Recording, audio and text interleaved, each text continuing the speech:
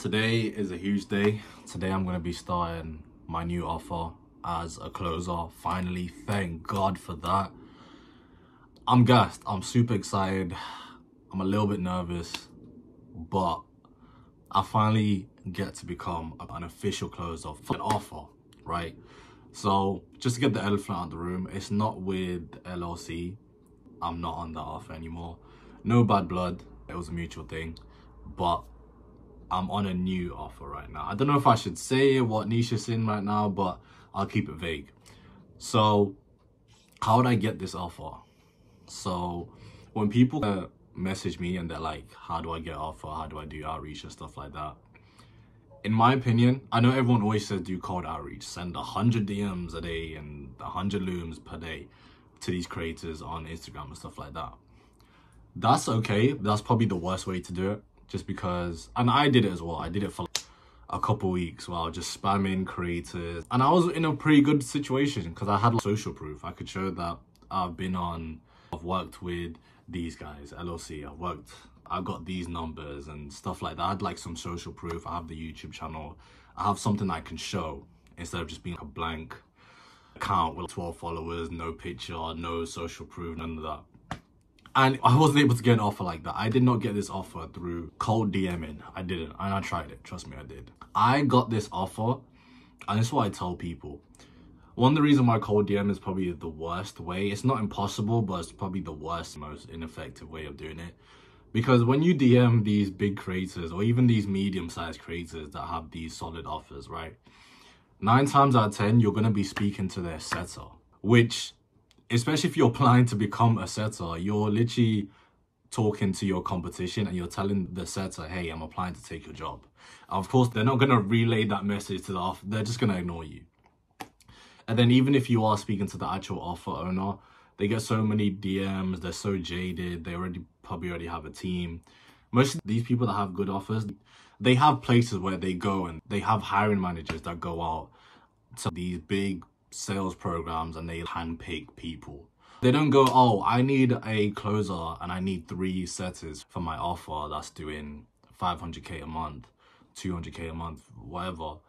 They don't go into their request tab and scroll through cold DMs and then they're like, oh, I'm gonna pick this guy and I'm super rare. I'm talking about big offers that you really want to be on. They don't do that. But anyway, how did I get the offer? And this is what I advise people. I went into communities that I was already on school, and I basically just went through all the job postings and just applied. Now I want to give a big shout out to the owner of Closer College. I forgot what his name is. It starts with a T. I need to remember to put a screenshot here. I was watching through a bunch of his videos at 2 p.m. and he was just like, hey, one of the best ways to get on the offer is just apply to old postings, job postings. So apply to postings that were from a week ago, 2 weeks ago, a month ago, 6 months ago, because they don't have as many people applying. And now that I've been on offers, I know that even if they can make a posting, hire someone, onboard them, and then in a week it doesn't work out with that new hire, and then they get fired. And then they don't necessarily make a new job posting, they just go back to the pool of people that applied. So if you apply to these old ones, you go to the top of the list, you're fresh, and if you're good enough, then you can get onto these offers, as opposed to applying to ones that I've just dropped today or a couple hours ago, because they're getting hammered with a bunch of applicants. Still works, but that's something that definitely you should do. So with that being said, I went into Closer College, the school community. I'm not an affiliate for them. I don't even have a link in my description. I'm not affiliated. I don't get any commission. But I went there. I applied to 11 job postings. And then from there, I went to another community that I'm in, that I thank God, and this is God. This is just pure Jesus right here. I completely forgot I was in this community. And it was on one of my pinned ones, right? So I went to the bottom and I seen it. It's called Learn Sales by Alex Beck, one of my former mentors. Once again, don't have an affiliate link, no link in bio, nothing like that. I don't get commission. But I went there and I seen that they had 5 job postings, solid ones. I was like, cool. So after I did the 11 from Closer College, I went to Learn Sales community and I applied for all of those 5. And the one that I ended up getting was actually the last one. I was so tired. What time was it when I applied? Actually, no. I applied around 10 p.m. to this last one because I just done like 15 in a row, just going through applicants. So I applied, and one of the things that made me not want to apply for this one, not because it was a bad offer, but because the literal top bullet point, it says requirements, must have if you're going to be hired for the closer for this role, was it said you have to be American, you have to be living in America. And for some reason I said, fuck it, I'm just going to apply. Obviously I'm not an American, I'm from the UK. But I applied. Out of all of the I did 14 in total yesterday. Out of the 14, I was probably least confident in that one, just because the first thing was literally, hey, you have to be American. If you're not American, then don't even bother applying. I applied anyway. Then, 3 hours later, at 1 a.m, I get a text from the hiring manager. And he's like, hey, bro, I just watched your Loom. I really like it. And then he sent me another message. And then I was right on top of it. I was like, cool. He was like, I seen that you're setting for so-and-so. Are you looking to make a transition to closing? Is that what you said? I was like, anyway, we jumped on a call immediately. I spoke to him, super cool guy. And he was like, he'd even mentioned the whole American thing, because I thought that was going to come up first. But he's like, bro, I like your Loom. I like the guys that you've worked with. I've seen a little bit of your YouTube channel. I like how you keep it raw. And you have some experience, right? I've watched your Loom. I like how you've laid it out. And I've seen some of your mock calls. Solid, we can bring you on this, right? I need someone ASAP. So you had 2 offers, and then basically one of them is the one that I'm about to be onboarded to today at 2 p.m, which is in an hour and 15 minutes. So that's basically how that happened. Someone else reached out to me as well. Actually, out of the 14, 3 people reached back to me and wanted to speak to me about potentially moving forward with me. But this one happened to be the best one. This guy's already making 40k per month. Last month he did 40k as a closer. And I'm excited to join. I'm excited to get through this learning curve of learning how to become a closer. There's certain things I don't really know how to do yet. I haven't gone through, when you do mock calls, you go through rapport, discovery, transition to pitch, objection handling, and then the close, and then that's it for the mock call. The part that I don't really know as a closer is the whole, when you close them, how do you onboard them, send them the link, make sure that everything's confirmed. That shouldn't take too long. I think that might take a day or 2 for me to really get. But that's crazy. I'm going to have settings underneath me doing sets for me, and it's a really good offer.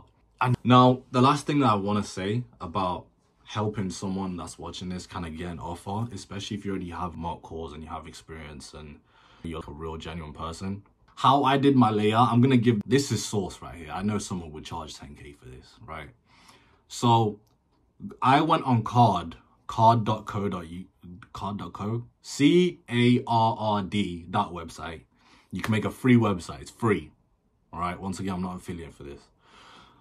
I went on there and you basically make a landing page, but for you as a closer, right? So my headline was how I made 66,000 in only 5 weeks. Plus my clothes, plus my training and stats and stuff like that. As basically a Loom video. It's a 4-minute Loom video, but if you put it on 2x, if you put it on 1.5x, it's 3 minutes, something like that. And it's a video of me getting straight to it. None of this, hi, my name's Razor, I'm from the UK, I'm a cool guy. Like, the first second of that video, and I might drop it one day, is, hey, I've made 66k on this offer in 5 weeks. I've invested X amount in training, and I've outdone my whole previous setting team, and I have screenshots to prove it, right? And then I'm just going through the offers that I've been, the screenshots of my sets and how they've closed and stuff like that, the people that I've worked with, and then from there, my training, the people that I've trained underneath, how much their courses were, and then the one in between was how I'm talking about my work ethic and how I was able to outdown my team and stuff like that.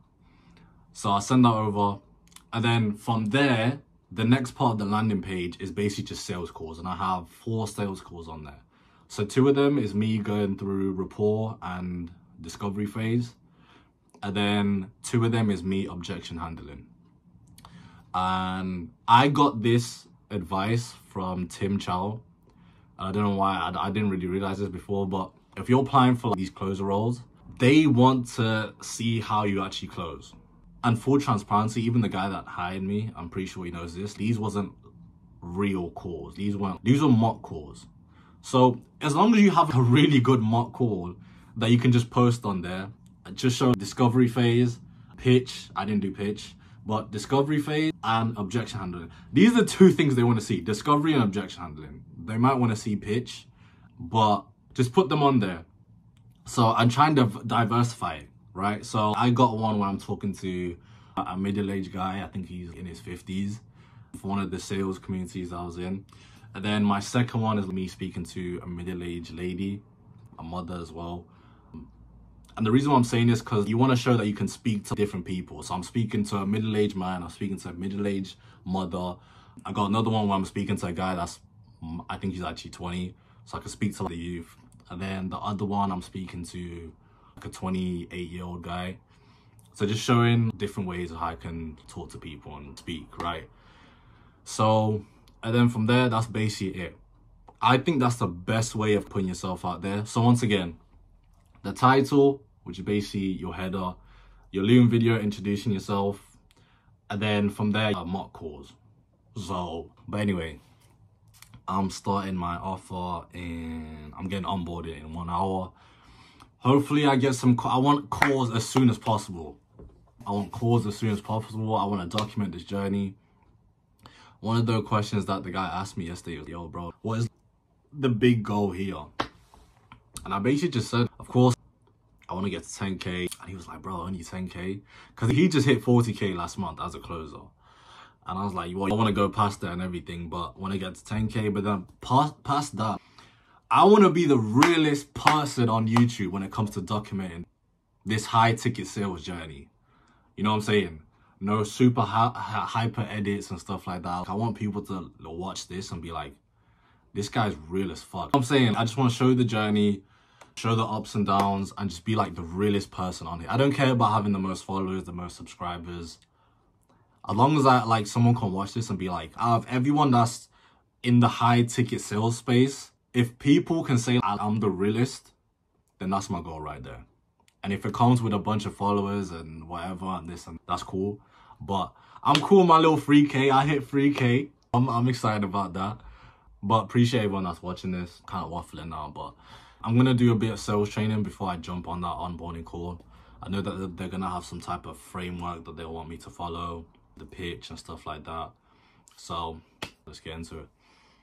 So it's the next day now, and the team meeting went really well yesterday. I got to meet the person that's running everything on the back end. Got to meet my setter that's going to be setting the sets for me. And the team seems really cool. And the offer, I learned way more about the offer. And long story short, I've been given so many different materials I need to learn on. I remember one of the things that I said I was a little bit iffy about is when it comes to collecting payment. I know I can send them over a link and then they can pay, that's fine. But having to do the whole, if they need to use their credit card and they need to check for funding, so going through Klarna and stuff like that. That's the only thing that I'm a bit iffy on. But I know once I do that 1 or 2 times, I'll basically have that taken care of. So I've been given a bunch of resources, not scripts per se, but frameworks that they would like me to use for this offer, which is always a little bit of a funny one just because you go through all of this training with other people, you're taught to do things like this, but most of the time when you get on an offer, they want you to do things slightly different. Luckily with this one, our sales team manager, he don't really like scripts, he don't really like all that stuff, which I think is amazing because I've been on teams where they are like sticklers when it comes to follow this script. And if you miss a single word, if you miss a single this and that in the script, then they're onto you immediately. He's more like, okay, just follow this framework, have a real conversation with them, and then we'll work on from there. So after that meeting, I've just been trying to learn as much as possible about the offer and how I'm going to be having conversations with these people.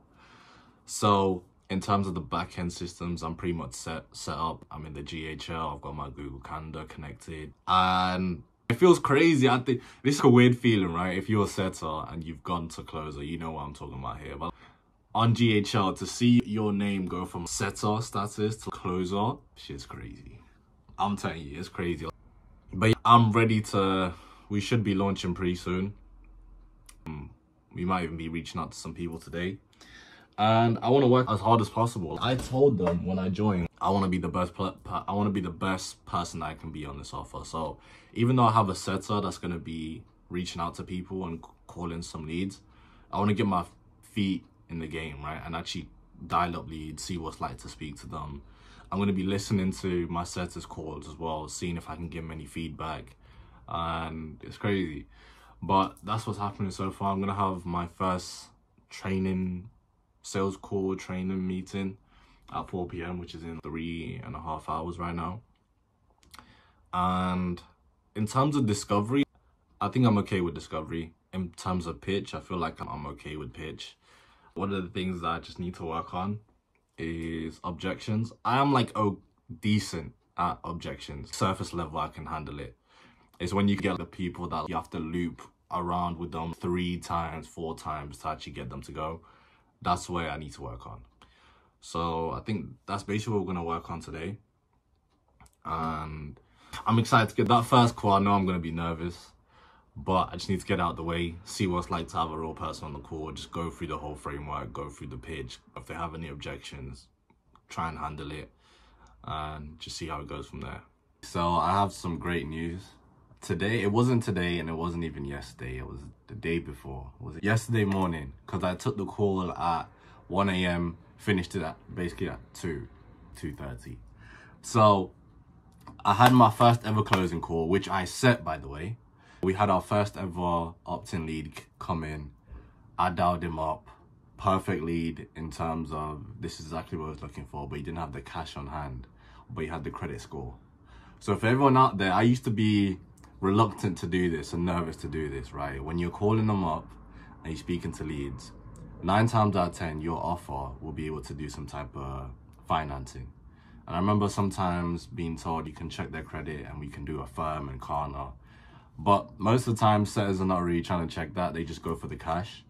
So with him, you know, I got to the financial qualifying part and I just said, hey, if this makes sense, do you have any cash that you can invest into this? And he kept to Romeo, right now I don't have any cash, bro. And I was like, okay, cool. But what about that credit though? So I said, well, credit score, how's that looking for you? Because we have options here. And he's like, yeah, I got a good credit score, 700.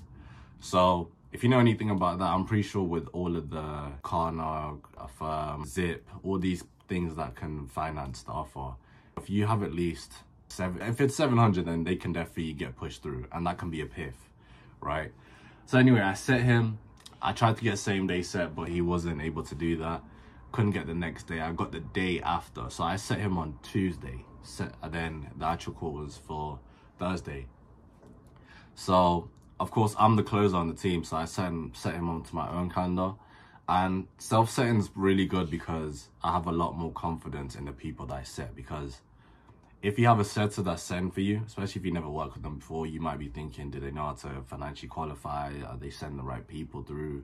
Are they putting the right qualified leads on my calendar? With this, I can just call them. I know that this person, I actually set them, I've spoken to them, and I'm not putting them on my calendar unless it's a good fit. While some setters, they might just put them on there because they want to hit KPIs and they just want to put numbers on there so that they can say they have a certain amount of sets. So Thursday comes around, and one thing, I actually thought the call was on at 2 a.m, right? So I was about to be an hour late to the call, but I checked and I realized it's actually 1 a.m. So anyway, I jump on the call, and the guy was really cool. I already spoken to him on the phone. I was texting him, just making sure that he's watched the pre-call video and he's still ready for the call. Get that confirmation so that you don't get no-shows. Even on the call, he mentioned that was good because he was like, hey, you kept telling me to show up, so I knew that this was important. So we get on the call. I'll be honest, if I had to rate my call from 1 to 10, I'd give it like a smooth 7. Just because there were some parts where I watched it, but I watched the call back twice now. Once by myself and once with my sales team manager. And there were some parts where I felt like I should have dug a little bit deeper. He was a very open prospect. He was speaking a lot. But sometimes when they go off the tracks, you need to be a little bit more aggressive in terms of just keeping them on track, and sometimes even needed to respectfully interrupt them so that they don't ramble too long. But I'd rather have a prospect that talks too much than a vague prospect. I hate the ones where they just give you one-word answers. They're just like one-word answers. Those ones are tough. So I give it a 7. Went through Discovery. Discovery was very good. Like I said, he was very open. He had some deep pain points there that we could actually help out with. This is a good thing of being a good offer, where when a prospect's open up to you and telling you about my situation here, and boom, when you're on an offer where we can actually help this guy out, it just makes it so much easier. So anyway, got through the Discovery, did the pitch. The pitch was probably the weakest part of my whole call. That needs work. That's something I need to work on. So I didn't even use the pitch deck. I was just straight free balling it, right? So I had the Google Meet tab, and then I had the frameworks tab here. So I was reading off the bullet points that we got for our offer, which I shouldn't really do that. So on my next calls, I'm going to be using the pitch deck, and I got a whole script / framework that I'm going to be practicing so that it's a lot smoother. But it was what he was looking for, and he was like, cool. And then boom, price drop. So I price dropped him. Now I'm not going to say what my offer is, but my offer is 8K. So I said it's 8K. He didn't really flinch at that. He just told me that right now, of course, I don't have 8K to drop on it. So, oh, hold on, rewind it. So 14 minutes into the call, I had a wife objection that I pre-handled. Now, a month ago, I didn't even know that you could pre-handle stuff. I just thought objections is at the end and you just deal with that at the end. So he spoke about his wife and how things are a little bit tough and how he's going to have to speak to them and they don't really support him. So the old me would have just, okay, I would have just been like, oh, okay, and then just carry on to the end. And then that would have been a, I need to speak to my wife objection, right? So he brought that up, and I was learning through my mentor that you can actually pre-handle that instead of dealing with that at the end. So I pre-handled it. I dealt with it for 4 minutes, 5 minutes, only 14 minutes into the call, still in Discovery. Once I dealt with it, I carried on with the rest of Discovery. And then that was it. And then when I got to the end, when I price dropped, there was no objections. And I know he said he didn't have any money, but for new closers, there's a difference between objections and straight questions and logistics. Objections is, I need to think about it. I need to speak to my wife. It's too expensive. Those are objections. Those are smoke screens there. Questions is when you're going through, so you've done the pitch, they just have a few questions about the deliverables. So things like, what's the guarantee is not an objection. That's just a genuine question. How fast will you guys help me with this? And that's a question. And then logistics normally comes with money, or let's say they go on a holiday. So logistics is like, I want to do this. I have no objections. I have no questions. I just don't have enough money, bro. So that's what he said. So it was a logistics thing. So I said, cool. Do you feel like this can actually help you out? If you're a closer, this framework, everyone uses this. Do you feel like this can actually help you out? He said, yes. Well, why? He tells me why. What specifically makes you think we can help you? Cool. So I got that triple buy-in, right? So I know, cool. So I've said, I can work with you here in terms of the price. Actually, he had a good credit score. So I sent over the link. So I sent over the link and he was gonna do the financing for 8K. Now, we tried once, we tried twice, we tried 3-4 times, it didn't go through. So I was texting the group chat, the sales team, and I was asking, I need a 4K link. I got the 4K link, sent it to him. We tried that twice, didn't go through. I'm down. Got the 2K link, put it in there, and it worked first time, and he got approved for it. So my first ever close was 2K. Asterisk should have been 8K, but we didn't get approved. And I know if he had, he would have. He even told me if I had an 8K, I'd drop that right now. So we tried 4 times with the 8K link, it didn't work. So I'm always gonna have a little asterisk next to my first K. Should have been 8K, but I'm still thankful to God. Thank Jesus that I got my first close. It was 2K. Now don't forget, because I forgot to, I set this. So commission's supposed to be 10%, but when you set and close, you get 15%. So that's $300.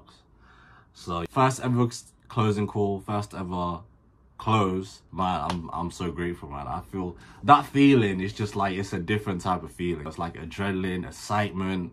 I was a little bit nervous jumping onto my call, man. Only thing now with my offer is I just really need a lot more calls on my calendar so I can start ramping things up. So today I don't have any calls booked. Still morning time, we'll see. yesterday. I had a call booked in, but he wasn't qualified. So that's the thing about being a closer. So I now have a DM setter that's setting people for me, right? So he set someone for me yesterday, but he wasn't qualified, and that's something I spoke to him about. Just making sure that the people that we set are qualified for this offer. One, they actually need it, and one, they actually meet the criteria in terms of how we can actually help, and financially qualified, of course. So in terms of why I had to DQ the person and cancel the call, he wasn't financially qualified. So I had to DQ that one. So I'm just praying I get more calls, man. I'm just praying a lot more calls. I'm at 100% close rate right now.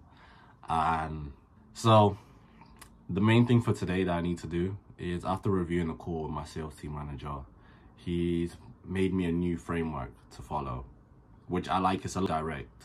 It's a lot more direct. And I got a script / framework for pitching, because that was really shaky. And then also I'm going to be practicing using the pitch deck as well.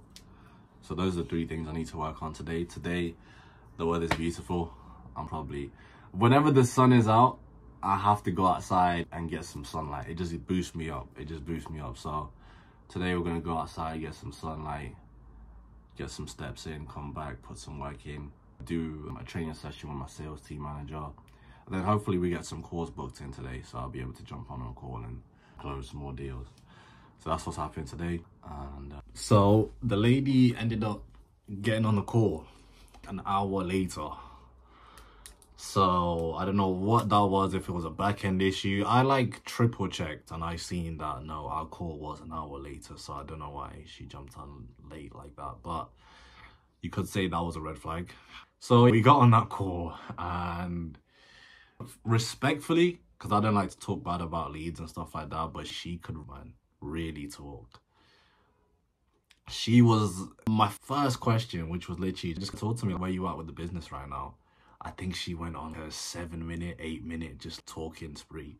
But now I've realized it myself, and I realized from my first call, I need to deal with when I have prospects that trauma dump and talk too much, and just be assertive enough and aggressive enough to cut them off. Because if they just carry on like that without you stopping them, and it's annoying because I know I'm supposed to do it, but with her especially, at least with the other guy, he had pockets where I could jump in and be like, well, let me move on to the next question. With this one, it was just like, I'm like, when can I stop her? I'm saying.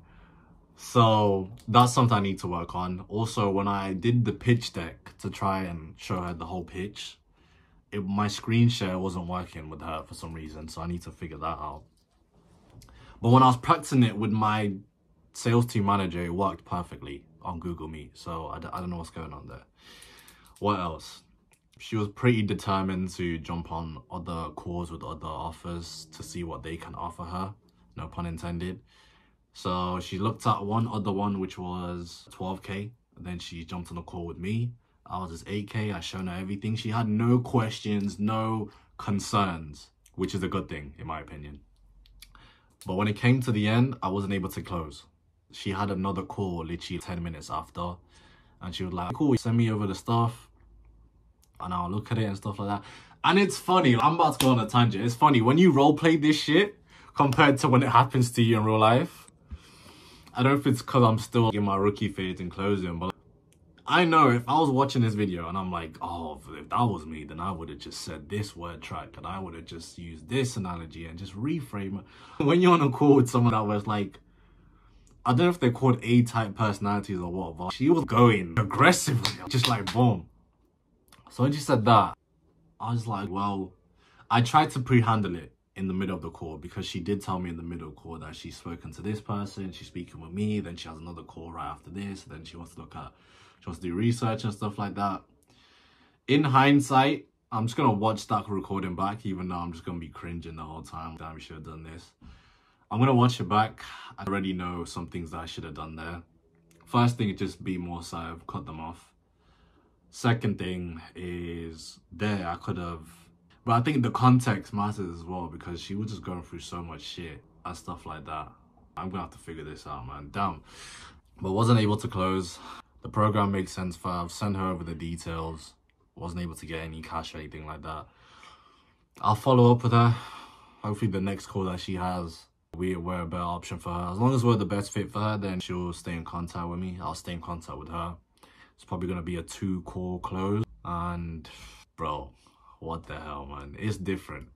It's so different from watching YouTube videos and learning how to do the calls and shit to the next step, which is role playing. Role playing's cool. You can get some curveballs at you, which is cool. But when you're on that real call with someone that's like, they're not going for it. They don't know that this is not a role play call.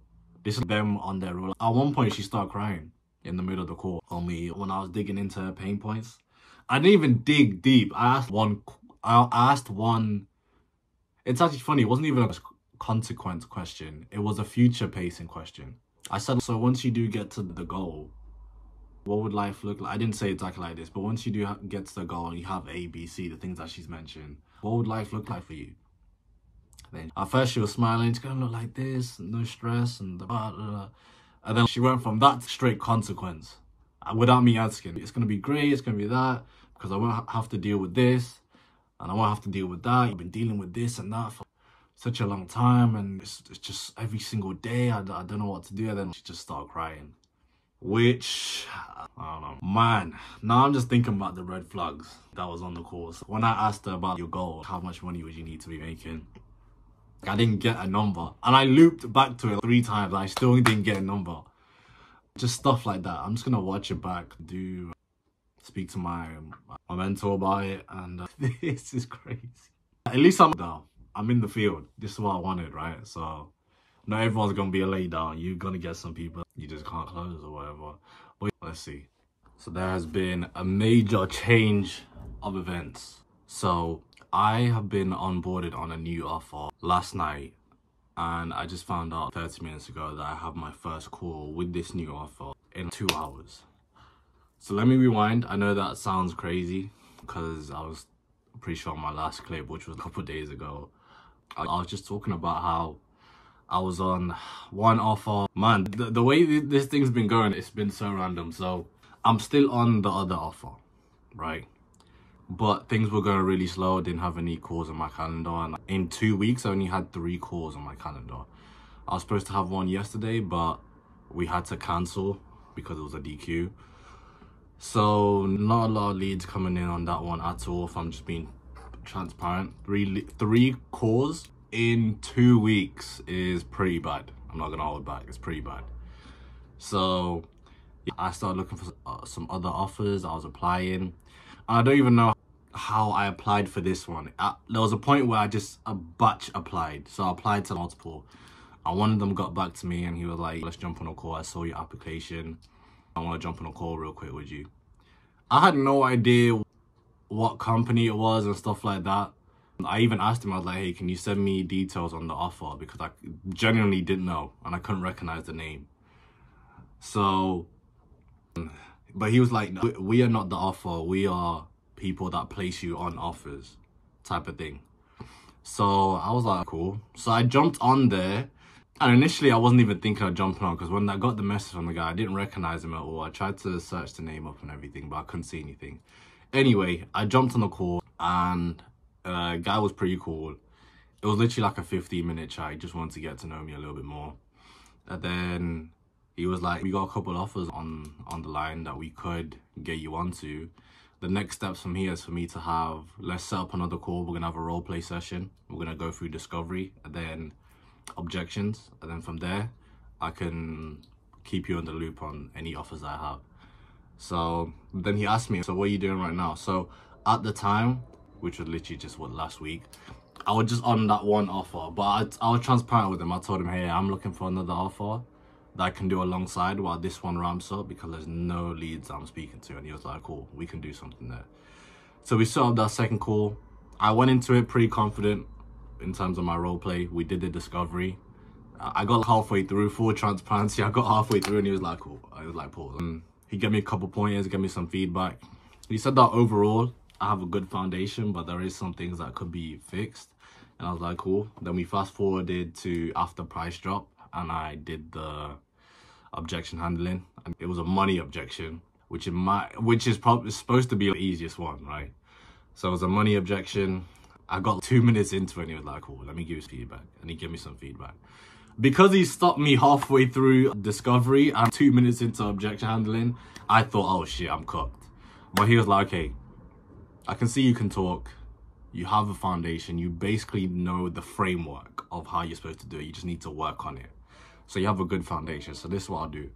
I have a couple offers that I have in my pipeline that I think you would be a good fit for, especially with the situation that you're in right now. And I said, cool. So a couple of days went by. I spoke to my team manager on my other offer, and I spoke to him and he was like, let's give it a week. He was like, let's give it a week. We're supposed to be running ads and stuff like that. Let's give it a week. Man, that week went by. I had one extra call on my calendar, and it was like, so I reached out to the guy that I did the role play with and stuff, and I was like, hey, this is the situation. If you have any offers, just send them through. I'm open to it. He sent me 2 banger offers. Oh my gosh. One of them was, both of them were bangers, but one of them was someone that I know, right? Someone that I've watched, I've seen videos of him from years ago, and I already know that this guy has a huge audience and stuff like that. So he was like, we got this offer here, which one you feeling? I was like, shit, I'll apply for both. So he tells me he's gonna introduce me to both of them. The one that I wanted, let's say offer A, I said, I'm leaning towards this one though. He was like, I introduced you to offer B. I'm still waiting for offer A to get back to me.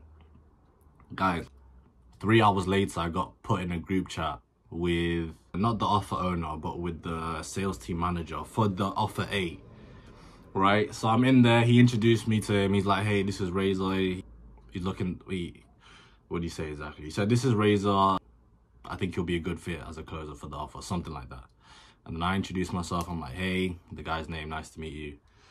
And then from there, the guy's like, cool.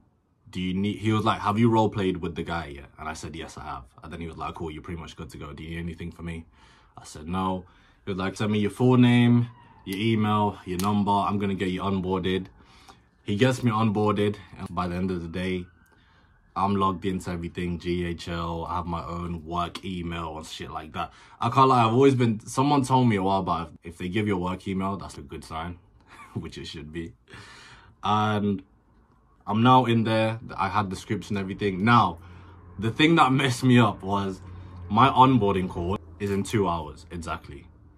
And then right after, so I have an onboarding call, a team training meeting, and then literally right after that, so 3 p.m. is my onboarding call / team meeting. And then at 4 p.m. I have my first ever call, which I looked on the work email and it said that so-and-so has booked a call with you. I was like, shit, wait, what? And I realized I look on the actual GHL calendar and I have my first book call on there. So I'm going to have my first call in 3 hours. Hopefully it's a close. It's a really good offer. I can tell by the way right now, we got like 4 closers, but one of them's getting all the calls right now. And I'm looking at his calendar. He has like at least minimum 6-7 calls each day, right? So call volume is definitely going to be there, which is great. I'm going to get more reps in and I can make some serious commissions here. Our lowest ticket offer is 5K. So it's 5 to 8K and I'm excited for this, man. So what I'm going to do is I'm just going to spend the next hour just really just diving in on the frameworks, practicing the scripting that these guys have. And then I'm going to get on the call, get onboarded, go through the training, and then jump on the call with my first person. So that's pretty much it. That's the update for today. The weather's beautiful today. It's blue skies. So hopefully it should go well. Every time so far on all my calls, I either wear this shirt or my other blue shirt. Yeah, so I'm ready. All right, got my first call lined up for today. This is my little setup. I'm normally facing the other way, but I've faced it this way because I think it's a little bit cleaner. I got the natural light coming from there, so I think it's overall it's a little bit better. So I got one of my closing shirts on, and I actually got a double booking. So the way that this is gonna work is whoever gets on the call first, and it's 2 separate calls, so whoever gets on the call first is whoever I speak to. If the other person ends up joining, then I'm gonna send a message to my setter and he's just gonna call them and reschedule them for a different time. So I love the fact that today I have 5 calls booked already. The only thing is these have been people that I'm pretty sure is all organic, which is good.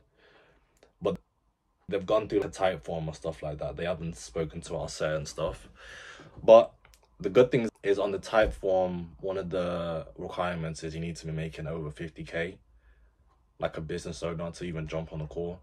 So in theory, everyone that books in a call should be financially qualified to actually move forward with this.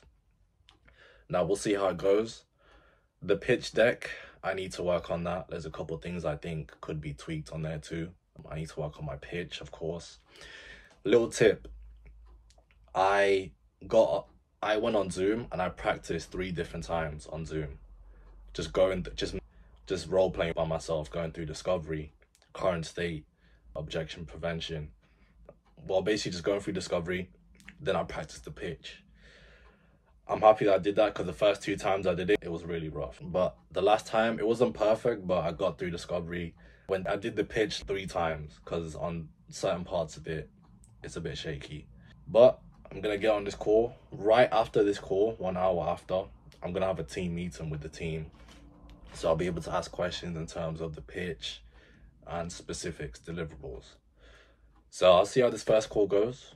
Hopefully one of them shows up. I can go through it. Just knock the cobwebs off so I'm not feeling as nervous. And that's the plan. Got my notebook here, pen and everything. I'm ready to go. So it's been around a week since I actually sat down here to track my progress. So I just realized this video that I'm about to drop, it's gonna be basically a month's worth of progress, I think, if I haven't got the dates mixed up. But my last video, I'm pretty sure I was explaining how I got my first close with that guy. Then when it was time to get the payout, the guy actually got the refund. So wasn't able to get that, which sucks. But I'm pretty sure my last video, actually my last one, I was explaining how I'm on a new offer. So one of the biggest things that I needed on an offer was actual call. So finally, this offer that I'm on, which is a dating offer, there's so much more volume than anything I've ever had before, right? So there'll be days where I have 7 calls booked up, 8. Today I had 8, and that's the biggest thing that I needed. So for me, the big 4 things whenever I'm looking for an offer, or if I'm about to help someone that's looking for an offer, is leads. So do you have a good amount of leads? Second one is quality of leads. Then the third one is the management and the back-end systems. So this offer is around 2.5 weeks after being launched. So there is still some stuff that we need to fix in terms of, we have a lot of leads, we just need to make sure that they actually show up, because the show rate is it could be a lot better. It's sitting around 40 to 50%. So, but forget all that. I have some huge news. So after around a week of being on this offer, I got my first close. $4,250 split pay. That went through. The guy pretty much, to be honest, I'll be honest, he was pretty much a lay down. He loves the offer owner. He loves what we're doing here. And he was like, hey, I can't do the whole thing, which is 8.5, but I can split that up. So we split it up, $4,250. And then after that, was it yesterday I got the close? Yesterday, I had my first PIF. This PIF was $8.5 thousand. Man, that felt so good. That felt crazy. So I'm not gonna lie. So we went through it. Cool guy, went through the whole pitch, dropped the price, and then boom, he hit me with the think about it objection. And I was like, all right, cool. And I didn't do nothing crazy in terms of all these analogies and reframes. I literally just told him.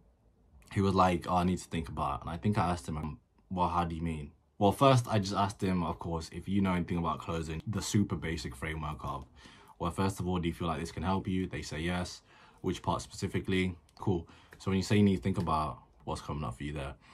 And then he was just like, I want to do this in a couple of weeks because it's a relationship offer, and he's, without saying too much about his situation, he's going through a divorce and it should be finalized months from now. So he's like, hey, once it's done in a couple weeks, maybe even a couple months, then I'll come back and I'll be ready to start.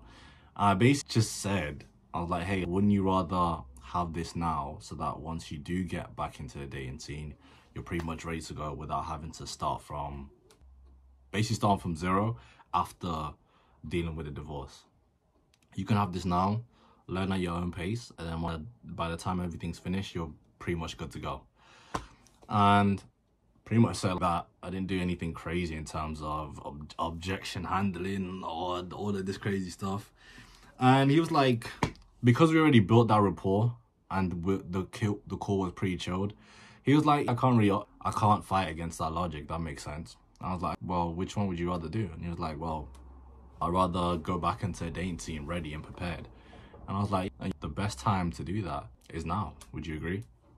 And he was like, I can't argue with that. And I was like, so you ready to move forward with this? It sounds so basic. I know I still have so many more levels in terms of closing to get to. I'm nowhere near where I want to be, but he was like, that makes sense. And I was like, cool. And then in terms of the money, he didn't have it all in his actual debit card. He had it on a credit card.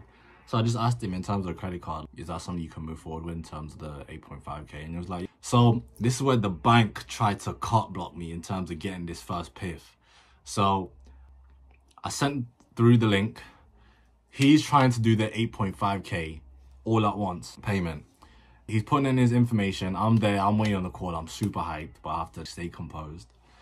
And a minute or two goes by and he's like, oh, it's not working. I'm like, shit, what do you mean? He says something around the bank was not allowing it. So I was like, damn. So he's telling me, hey, I'm going to need to call the bank. I was low-key thinking, oh shit, he's trying to get off the call. It's a smoke screen. But I could tell he was like, I said, is there any way you could call the bank while... I said, no worries, you can call the bank while I'm still on here. You can put me on hold. And he was like, okay, I'm not really sure how to do that. He's trying to call the bank. The call ends. He leaves the chat, the actual Google Meet. I'm still in there.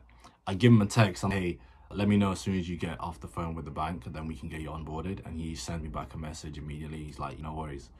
He jumps back on the call. He's like, spoke to the bank. They said that they couldn't see the payment trying to leave my account, something like that. So I sent him over the link twice again. He tries 8.5, doesn't go through. He tries it again, doesn't go through. For the third time, it sends him an error message saying that this exceeds his limit. I'm like, damn, I don't know what to do here. So I sent him a discounted one for 8k. That one didn't work twice. And I'm just here thinking on my feet, right? Because this is stuff that you can't practice when it comes to roleplay. This type of stuff you can't practice. Having a prospect that's ready to buy, but they're having problems with moving money around. They have to call the bank. They have to do that. They have to do this and then pay. So I just thought on my feet and I said, we have 2 split pays. So instead of doing 8.5 all at once, because apparently the bank was not letting that because it was over the limit, I sent him our split pay. So what the first guy paid, which was 4.250, I sent that to him and I was like, just pay this off twice. You can pay that twice now and then you're pretty much done. And he was like, cool.